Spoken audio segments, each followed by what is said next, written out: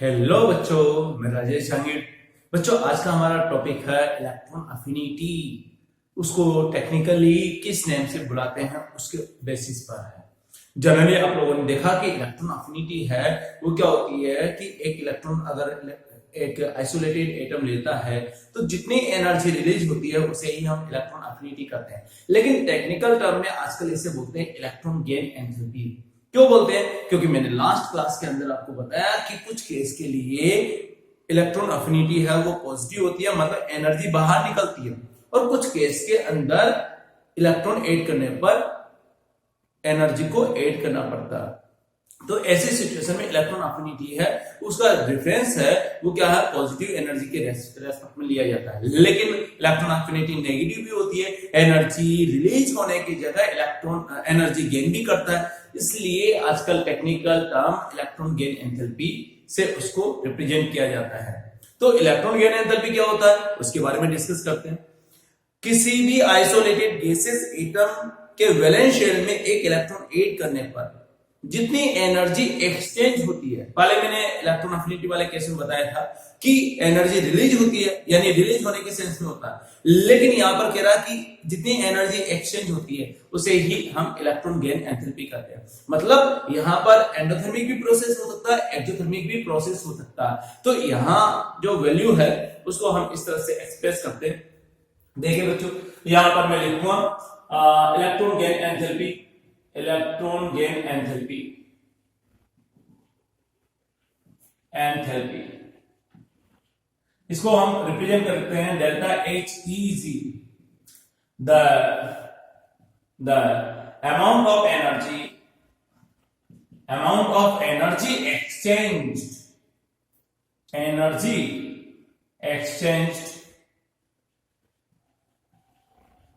exchanged when one mole of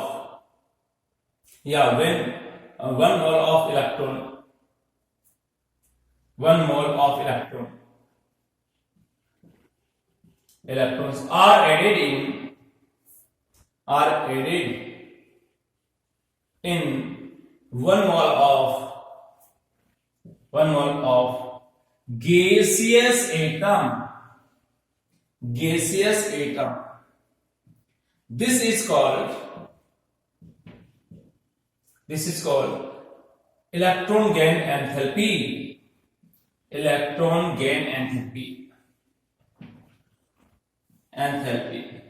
generally यहां पर मैंने इसको एक मोल इलेक्ट्रॉन के रेस्पेक्ट में रिप्रेजेंट किया, तो यहां पर मैं एक और वर्ड ऐड कर देता हूं, मोलर इलेक्ट्रॉन गेन एंथैल्पी।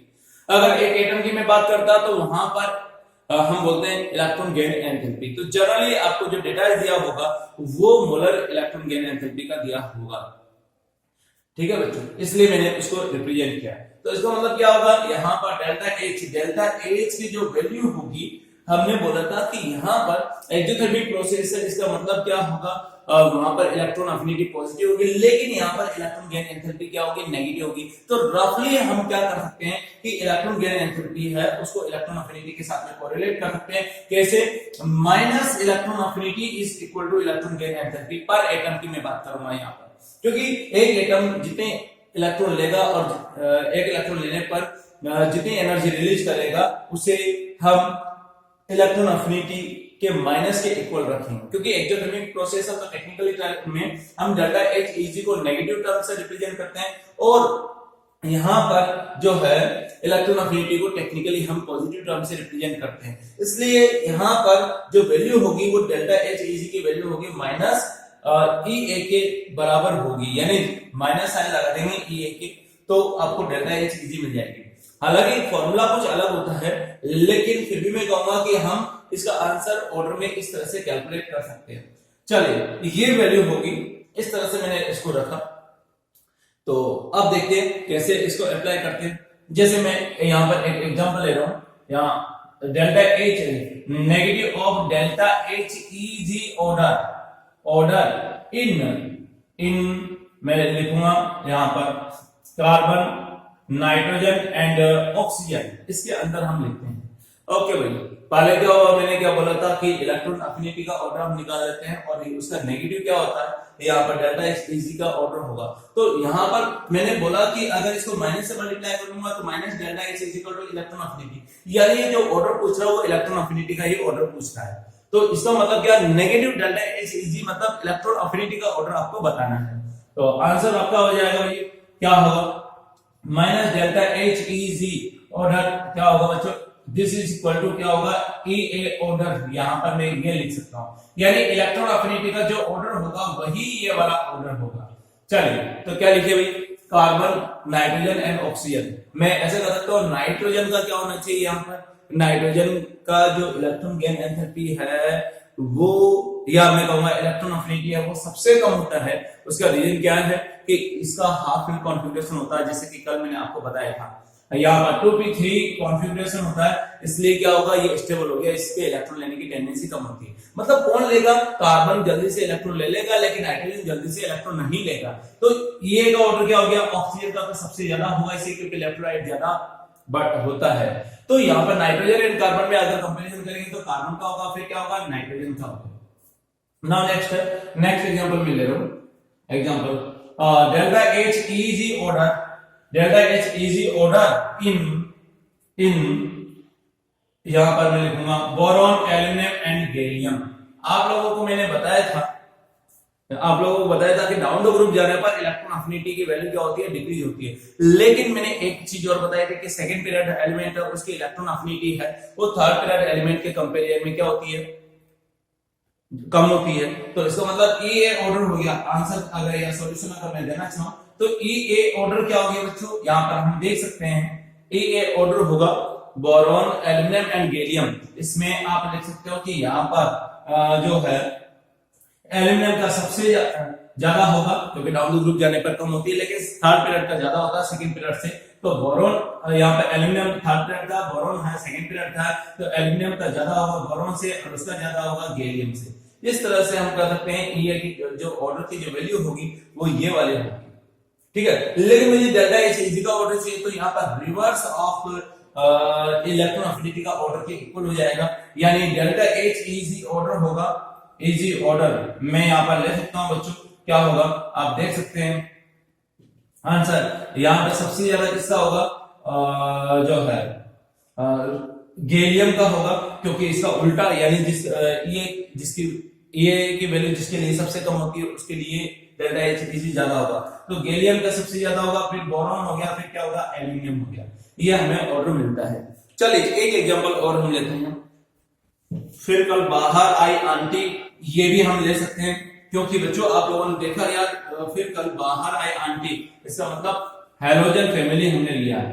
तो हैलोजन फैमिली के लिए भी हम आराम से जो है इलेक्ट्रॉन गेन एंथैल्पी का ऑर्डर फाइंड आउट कर सकते हैं। तो क्या होगा ऑर्डर, देखो यार यहाँ पर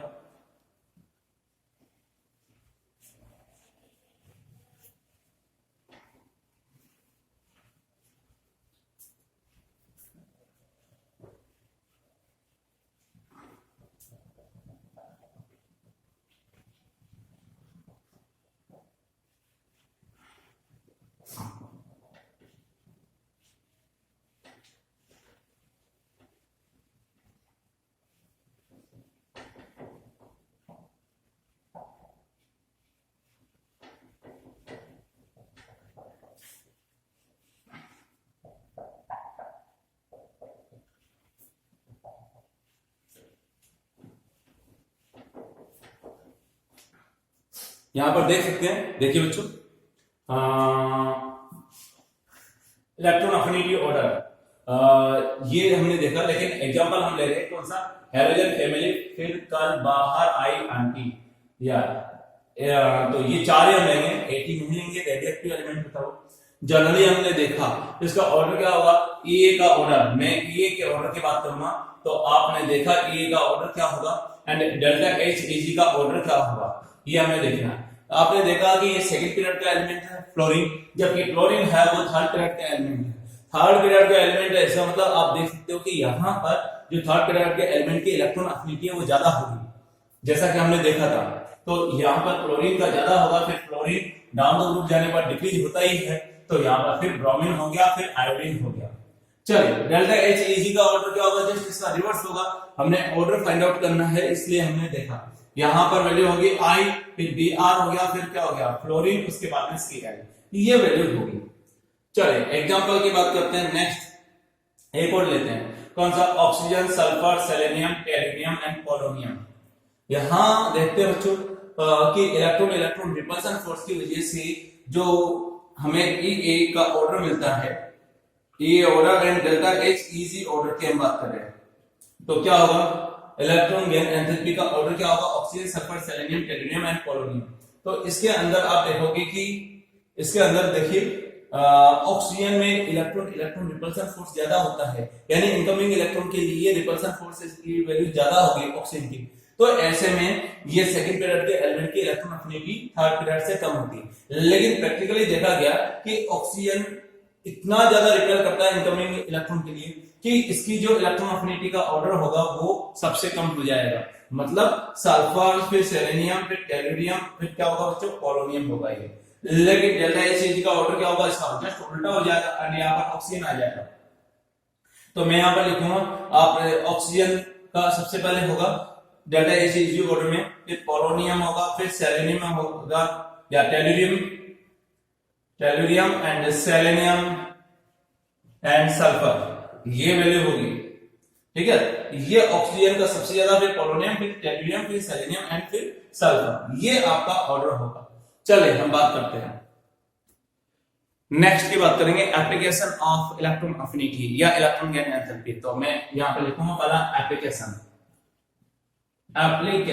ऑफ इलेक्ट्रॉन गेन एंथैल्पी या इलेक्ट्रॉन अफिनिटी ऑफ EA, ये वैल्यू होगी। चलिए एप्लीकेशन ऑफ इलेक्ट्रॉन अफिनिटी का वैल्यू होगी, देखते हैं क्या। आपने देखा कि डाउन द ग्रुप जाने पर इलेक्ट्रॉन अफिनिटी है वो डिक्रीज होती है, लेकिन लेफ्ट राइट जाने पर बढ़ती है। तो इलेक्ट्रॉन अफिनिटी सबसे ज्यादा हेलोजन की होती है।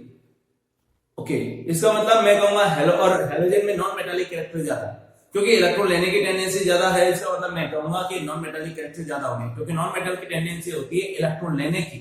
तो आप देख सकते हैं यहां पर नॉन मेटालिक कैरेक्टर पर point, non metallic character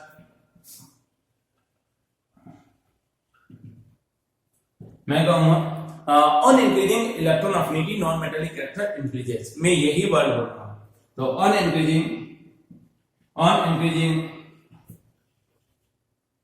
electron affinity non metallic character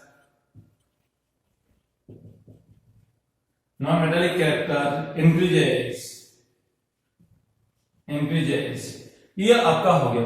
चले करते हैं यार, ये वैल्यू होगी। तो क्या करें, नॉन मेटालिक कैरेक्टर के बारे में मैंने बताया, यहाँ पर इलेक्ट्रॉन अफिनिटी है के ऊपर डिपेंड करता है। ऑर्डर लेते हैं, जैसे कि यहाँ पर lithium, beryllium, boron, carbon, nitrogen, oxygen and fluorine. चलिए हम इसकी बात करते हैं।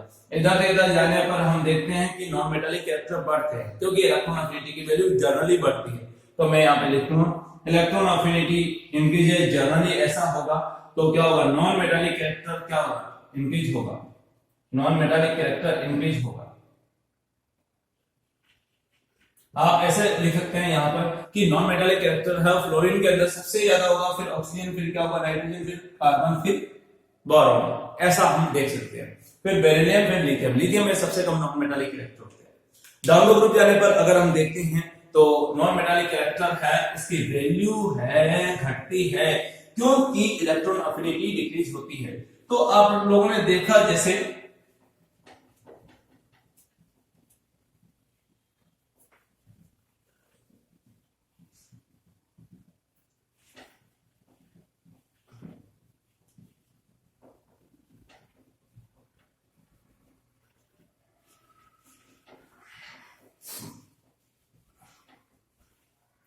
यहां पर देखेंगे क्या होगा बच्चों, ये तो मैंने आपको बताया। नाउ नेक्स्ट है fluorine, chlorine, bromine and iodine. Iodine आपने देखा कि इधर से इधर जाने पर इलेक्ट्रॉन अफिनिटी की जो वैल्यू है डिक्रीज होगी, रफली डिक्रीज होगी। तो ऐसी सिचुएशन में क्या होगा बच्चों, जब रफली डिक्रीज होगी तो ऐसे में हम लिखेंगे यहां पर आयनाइजेशन एनर्जी की जो नॉन मेटालिक कैरेक्टर है वो इंक्रीज होंगे। आयोडीन के अंदर मेटालिक कैरेक्टर थोड़े थोड़े आ जाते हैं, हालांकि नॉन मेटल होता है, लेकिन क्लोरीन एंड ब्रोमीन के कंपैरिजन में इसमें मेटालिक कैरेक्टर ज्यादा है। इसमें इलेक्ट्रॉन देने की टेंडेंसी भी ज्यादा बढ़ जाती है। मेटल की टेंडेंसी होती है इलेक्ट्रॉन देना, तो आयोडीन के अंदर ऐसी सिचुएशन है कि ये जो है वो आई पॉजिटिव बनाने की टेंडेंसी कुछ होती है, इसलिए बोला मैंने मेटालिक कैरेक्टर इसके अंदर बढ़ गए हैं। ये इस तरह से होगा। तो पहला इसका नॉन मेटालिक कैरेक्टर। सेकंड है यहां पर oxidizing nature.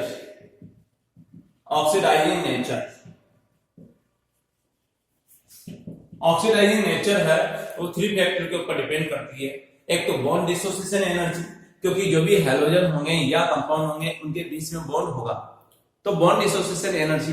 Second electron affinity and third है हाइड्रेशन एनर्जी, क्योंकि एक्वस सॉल्यूशन में ही हम इसकी स्टडी करते हैं। तो यहां पर मैं लिखूंगा, मान लीजिए कि हैलोजन है, क्या है हैलोजन, तो ये क्या कर रहा है, यहां पर जो है एक इलेक्ट्रॉन ले रहा है, एक इलेक्ट्रॉन आपने लिया और यहां पर X नेगेटिव बना, तो हम क्या करते हैं 1/2 आपका ये होगा। गैसियस स्टेट में आपने देखा कि यहां पर जब ये 1/2 H2 है, तो आप ऐसा कहोगे कि यहां पर delta H bond dissociation energy देनी पड़ेगी, क्योंकि यहाँ पे हैलोजन के बीच में क्या होगा, बॉन्ड होगा इस टाइप से, और इसको तोड़ने के लिए कुछ न कुछ एनर्जी देनी पड़ेगी। लेकिन चाहिए मुझे यहाँ पर एक हैलोजन एटम, तो एक बॉन्ड टूटेगा तो 2 एटम मिलेंगे, लेकिन मुझे एक ही एटम चाहिए, तो इसका मतलब क्या होगा, डिवाइड बाय 2 करना पड़ेगा, पहला केस। तो यहाँ पर ये X बन गया।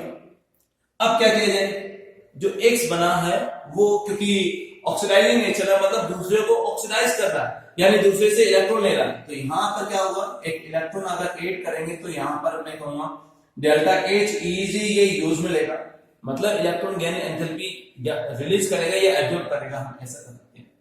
तो क्या बना, X नेगेटिव बना, यहां पर ये एक्वस है, क्योंकि यहां पर पानी भी है, क्योंकि हम एक्वस सॉल्यूशन के अंदर ही उसकी स्टडी कर रहे हैं।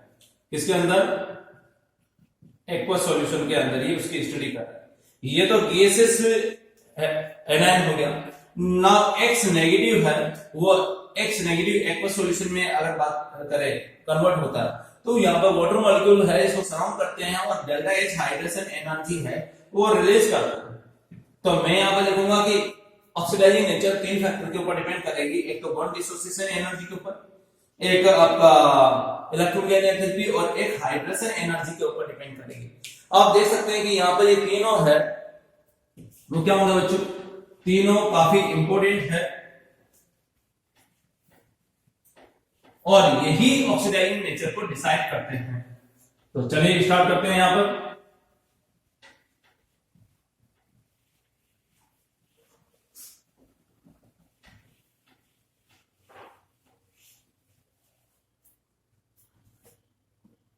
क्या करें, देखो यहां पर ये आपका हो गया सेकंड। इसी के अंदर मैं आपको बता रहा हूं, यहां पर oxidizing nature depends on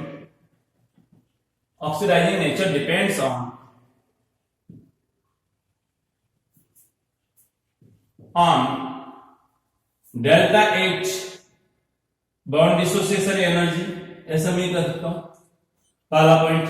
B delta H electron gain enthalpy easy, और सी यहां पर होगा delta H hydration.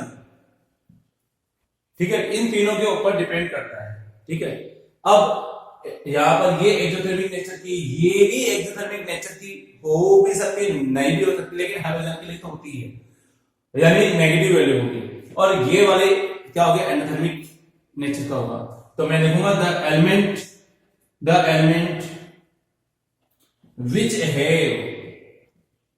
which have high value of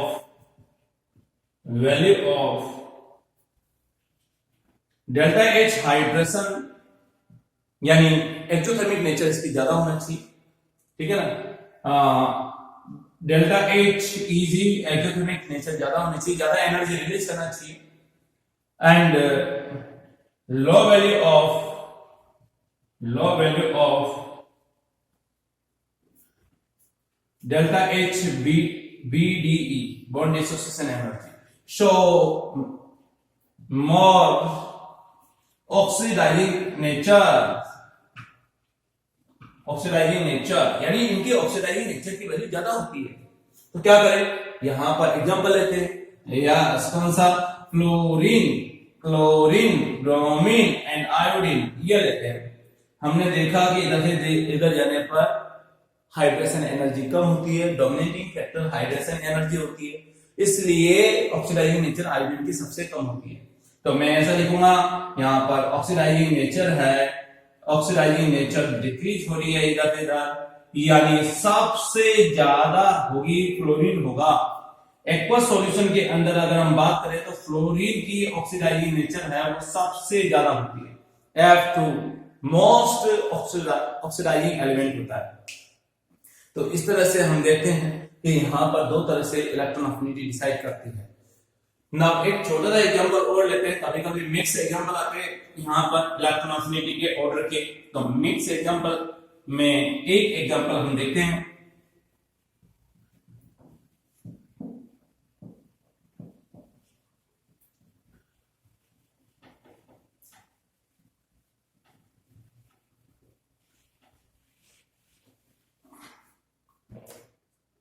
example है ऑक्सीजन फ्लोरीन ना सल्फर क्लोरीन, इसमें ए का ऑर्डर बताना, ए ऑर्डर। तो क्या होगा बच्चों, आप लोगों ने देखा सॉल्यूशन अगर देखते हैं तो ऑक्सीजन एंड फ्लोरीन में अगर कंपैरिजन करेंगे तो लेफ्ट राइट जाने पर ए की वैल्यू बढ़ेगी।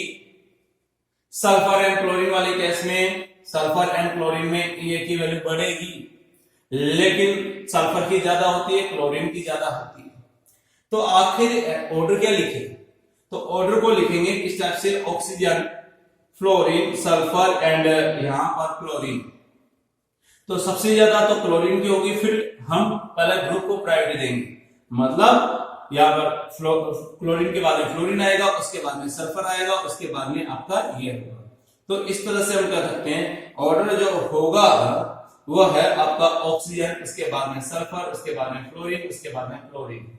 यस, इस तरह से हम यहाँ पर मिक्स क्वेश्चन सॉल्व कर सकते हैं। इस तरह से इलेक्ट्रॉन अफिनिटी, रिलेज एनर्जी के सेंस पे हम बात करते हैं, electron gain enthalpy, total exchange energy से रिलेटेड हम बात करते हैं। दोनों की वैल्यू सेम है, बस इलेक्ट्रॉन गेन एंथैल्पी है वो इलेक्ट्रॉन अफिनिटी के ऑर्डर का उल्टा ऑर्डर आएगा।